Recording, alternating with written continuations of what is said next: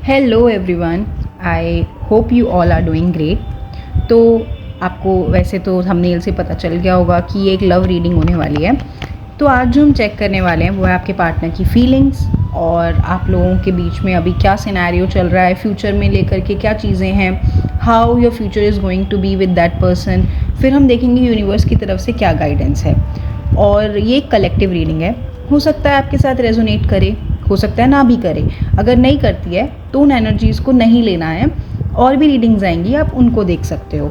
और अगर रेजोनेट करता है तो यूनिवर्स की तरफ से ये हो सकता है आपके लिए कोई एक इंडिकेशन हो, जो आप आंसर्स ढूंढ रहे हो वो यहाँ से आपको मिल जाए। तो अब हम स्टार्ट करते हैं। पहले मैं चेक करूँगी कि ये रीडिंग में पार्टनर के लिए फीलिंग्स क्या हैं, वो देखते हैं पहले। आपके पार्टनर और आपके बीच में हो सकता है अभी कोई रिसेंटली लड़ाई हुई है, और लड़ाई होने के साथ में आप दोनों ने ही ये डिसाइड किया हुआ है कि ईगो आ गया है दोनों के बीच में और बात नहीं कर रहे हो। आप दोनों ने डिसाइड कर लिया कि बात नहीं करनी है, और दोनों के ही मन में है बात करने का मन, लेकिन ईगो बीच में आ रहा है। और इस वजह से आप लोगों के बीच में एक इमेच्योरिटी वाला टाइम जो है वो ब्रेक में आ गया है।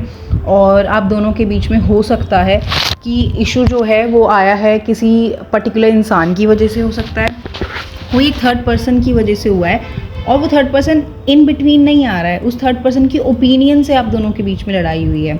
हो सकता है आपके पार्टनर ने किसी से एडवाइस मांगी थी जो आपको बिल्कुल पसंद नहीं आया कि उनसे क्यों एडवाइस ली गई है, तो इस वजह से ये इशू यहाँ पर आप लोगों के बीच में दिख रहा है। और यहाँ पर इशू फीलिंग्स का है ही नहीं। फीलिंग्स दोनों के मन में बहुत ज़्यादा स्ट्रॉन्ग है। आपके पार्टनर की हाइट अच्छी हो सकती है, आपसे ज़्यादा हो सकती है।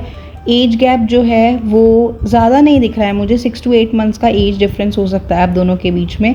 और यहाँ जो एक मेजर इशू मुझे नज़र आ रहा है वो हो सकता है कि आप लोगों के बीच में जब लड़ाई होती है ना, एक जन गुस्सा करता है तो दूसरा अपने आप गुस्सा करने लगता है, ना कि चीज़ों को सॉल्व करने की कोशिश करते हैं। तो इस वजह से आप दोनों के बीच में मिसकम्युनिकेशन बहुत हो रहा है। तो ये तो थी आप लोगों की एनर्जीज़। अब हम चेक कर लेते हैं what is going to happen after this. आप दोनों के बीच में अभी फ़िलहाल के लिए 3 से 4 दिन और बात नहीं होने वाली है, और बात करने वाला इंसान वही होंगे, वो उनकी तरफ से कम्युनिकेशन आ रहा है, उनकी तरफ से ही बात करने की कोशिश होगी।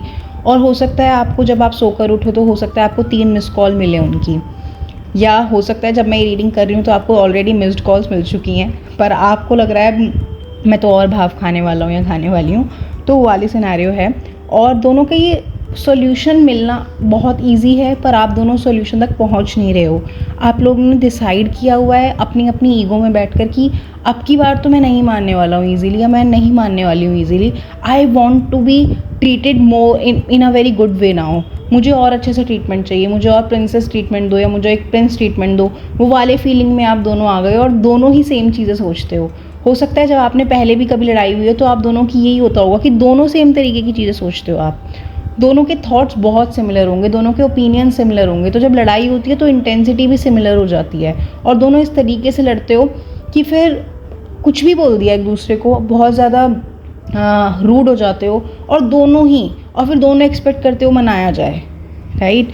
ऐसा कुछ होता हुआ मुझे दिख रहा है। पर डोंट वरी, फ्यूचर बहुत अच्छा दिख रहा है। इस लड़ाई को सॉल्व होने में 3 दिन तो हैं, डेफिनेटली 3 दिन का टाइम पीरियड लगेगा।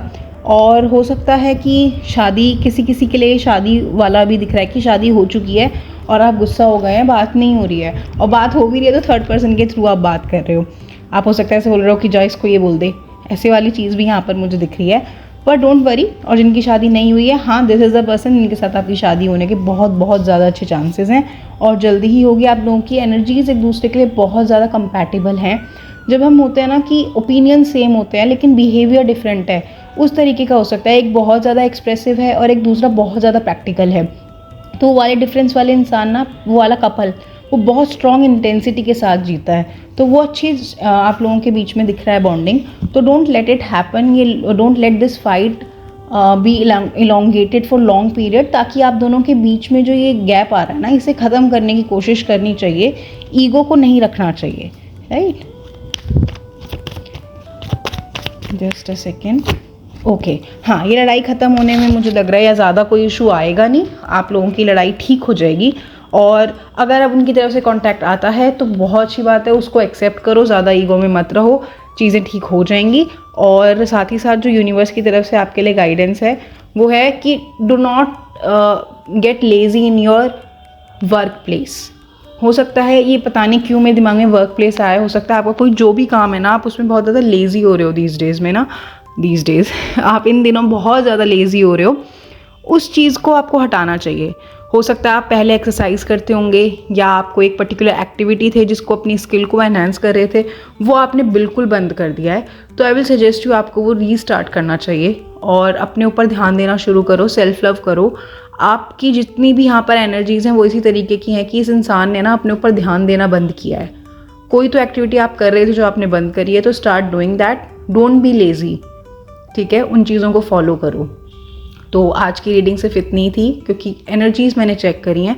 अगर आपका कोई पर्टिकुलर डाउट है तो आप कमेंट में बता सकते हो, we will address to it. और भी वीडियोज़ हैं, आप उन्हें देख सकते हैं। Thank you so much, have a great life.